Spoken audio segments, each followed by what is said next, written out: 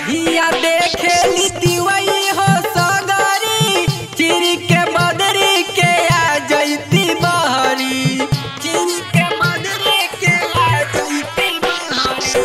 रहिया देखे लीती वही हो सगरी चिर के बदरी के आ जैती बहरी कोई दिन सगरवा जोरे जी उगी उगी उगी सुरुजा देवाना दिया के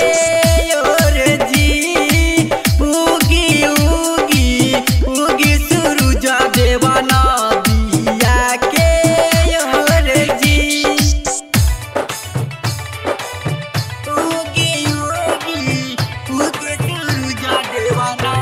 दिया के कमलेश पासवान उगी सुरुजा देवाना दिया के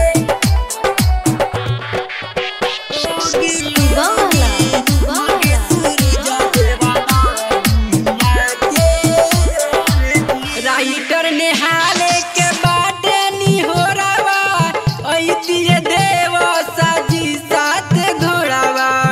ऐतिए देव साजी साथ घोड़ावा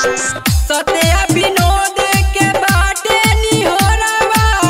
ऐतिए देव साजी साथ घोड़ावा कहेली हथवा जोरे जी उगी उगी उगी सुरुजा देवाना दिया के